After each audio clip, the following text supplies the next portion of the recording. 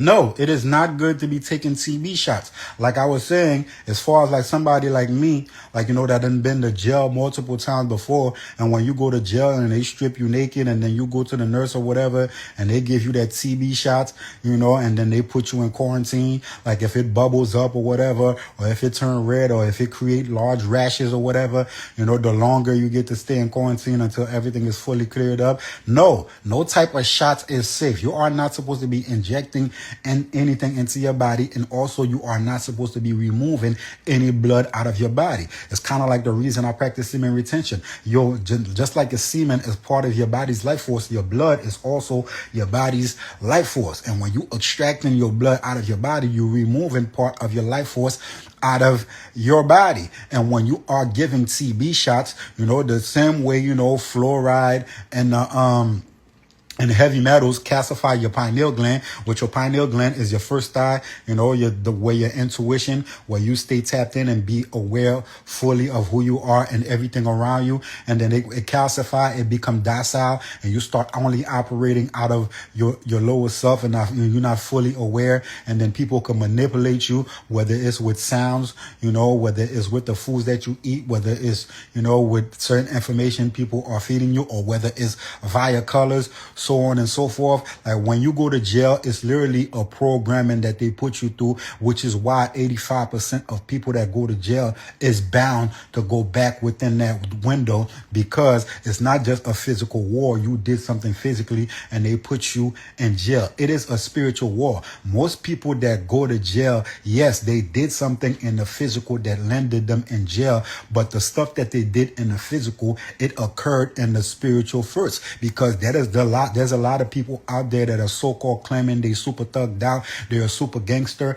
they out here robbing people, doing all type of ill shit, and next thing you know, they go down the street and kill for somebody for no reason, or rob somebody for no reason, and they end up in jail for the rest of their life. Little do they know that person that they rob, or somebody that they did something ill to, did some type of spiritual curse towards them that ended up making them operate from a certain energy space to make them go cause that act another for them to land in jail. And that is also the same thing that is happening when you get to jail. It's also a whole spiritual act that is happening from the heavy metals that they inject in you from the TB shot, and also the eggs and bread and all the bullshit that they feed you, and also keeping you in a cold room all day, are all rituals that they do to you to keep you operating in your lower self, and they also feed you foods that make you release certain chemicals within your body that makes you angry. People are not just in jail angry and coming out and committing crimes for no reason. It's a chemical reaction. It's a spiritual thing. Like I always say, science and spirituality are two and the same. It's just that one is physical, that you can see with your physical eyes, with your crystallized body, and another one most people cannot see spiritually. Is both one and the same. You feel me? That is why you shouldn't be taking no type of shots, no TB shots, no COVID shots, or none of that bullshit, because it's literally spiritual programming that is being done scientifically. And the people that are in control of you, that are in charge of you, they know exactly what they're doing. Like me, right? When I had my spiritual awakening about 12 years ago, and I got arrested doing my spiritual awakening because I went crazy and all that, which I could have landed in a crazy house. Like I've been to jail a bunch of times, way too many times before my spiritual awakening. But when I went to jail for my spiritual awakening, I didn't just go to jail. I went to jail, but it wasn't the same experiences that I had previously. I had a whole totally different experience, and I got to see things for what they really are, from the whole going in process. And I remember, right, like I was super like heightened. My awareness telepathically, strength wise, everything was through the roof. My kundalini, was risen, everything was awakened, and I didn't know what was happening to me, and I was going crazy, which is basically what they do to people when they throw you in a crazy house, because you are awakening spiritually and you don't know what's happening with you. You wasn't coached into doing it, and now you think you crazy. They tell you crazy. They send you to the crazy house. They give you pills to make you docile and calm you down, so you don't fully tap in and understand what's happening to you, spiritually. So I get in there, and I'm acting up. I don't want to be in here, I'm going through the phases. I'm tapped in with my higher self. I don't want to eat meat for no reason. I go in there. They want to give me treats. I don't want to eat none of that shit. I tell them I just want the apple and I just want the oranges that's in the tree. And I wasn't influenced by nobody. I wasn't watching videos. It was just the energetically and spiritually.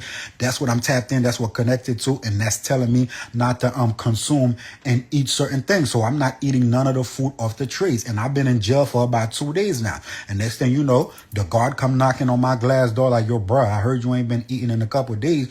What's going on with you? And he came in there. He had a bag of Wonder Bread with about like 6 boiled eggs in there. And he threw it in there. He like, nah, eat that. I'm like, nah, bro, I'm not eating that bullshit. And then, so I'm as I'm going through everything, I'm not really aware because I'm smack dabbing a whole bunch of craziness that's happening with me spiritually. I didn't eat the shit. You feel me? And then I would say probably like a day after I got bailed out. And as I'm getting bailed out, right? When you're going through the hallway, they had this little index finger scanner where they scan your fingerprint before they let you out. Everybody's going and they're scanning their finger and everybody's getting red. And as I'm going, I put my finger on there, and it's not reading my fingerprint. And then we kept doing it and it's not doing it. And out of nowhere, the warden or somebody, that's more up top, and ranking in a jailhouse came. He was like, yo, go like this. I rub like this and when I rub like this, I felt an oily secretion, and then after I do it, I put my fingerprint on there and they read me. And as all those things is occurring, I'm not fully aware, of what's going on. And then when I got out of jail around the time when the spiritual awakening was happening, I was running a music company called Underground Exposure. I was throwing shows and doing showcases and all of that. And I had a partner or whatever. And one of the people that he's close with, his name is Bricks. He's a 33rd degree Mason. He's into Masonry and all that. He took me to him, but me. And at the time where everything is happening, I'm thinking he took me to him, like in regards to help me trying to figure out what's going on. Basically, he took me to him out of panic because I was once in a state of being docile and not being aware. And now I'm awakened. And he took me to him because he's panicking. Because if I stay in the awakened state that I am now, I'm going to notice everything that is going on with me spiritually. I'm going to be aware, and the whole empire and everything that we're doing is going to crumble. Which initially it ended up crumbling. And as soon as Bricks came down, right, and Bricks don't smoke or anything, for some reason Bricks came down, he lit a cigarette, took a puff, and blew the cigarette smoke in my face. Okay, I'm paying attention to all these things. So as all these things occur with me, energetically, spiritually, and mentally, I'm like, yo, I need to go find out what the fuck is occurring with me, which is what led me, to me going on the road and taking a long distance job, which led me to doing research about the power of food and what happened to me spiritually and energetically, so on and so forth, which led to me learning about the power of food and how food can be used and utilized as a tool, to control and manipulate you. So basically the reason of them feeding you the eggs and the white bread, and the reason of him blowing the cigarette in my face, and the reason why when I was going through that space, I remember it like it was yesterday. My older brother and my mother took me to Whole Foods. They went to a bunch of stores looking for cassava, to give me cassava for some reason. And later on, as I'm doing research, I start learning about cyanide, and I start learning that the number one source of cyanide is cassava. Cyanide is basically what Dr. Sebi be talking about, which is very and extremely acidic, and the more acid that you consume keep you operating in your lower self, and what they use in the military to make people docile. So I'm like, oh shit.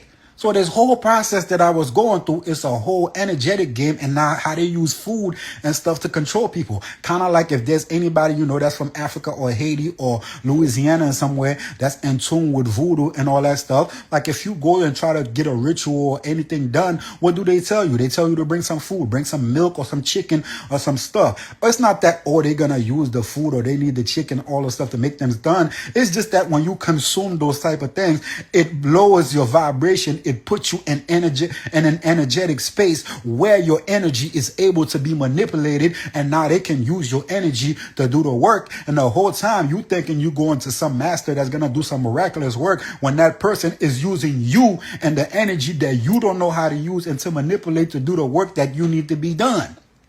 Like, so it's a whole, energetic and food warfare going on, and people not giving, the power of food enough power, and what food is capable of doing, and the chemical reactions, and how your mind, your body, and your spirit work together simultaneously for things to happen. And when you go get a TB shot, or when you go get a COVID shot, you literally are giving people access to the spiritual part of yourself to keep you operating in your lowest space, and you will never become the higher version of yourself because you are docile. Your pineal gland is calcified due to the fact of all the fluoride from your toothpaste and the heavy metals and everything that you've been consuming. That's why I say you shouldn't be consuming none of those shit. That's why I say you should change your toothpaste and what you eat and what you put on your body and the type of music that you listen to, and take care, and take not just care, and take control of your whole existence, mentally, physically, emotionally, and spiritually. Because if you don't take control of those things, either somebody in your family gonna be controlling you,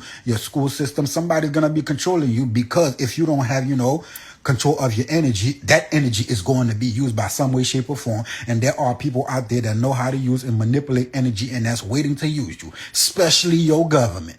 So it's up to you to tap in, and to control your existence, what you consume in all aspects.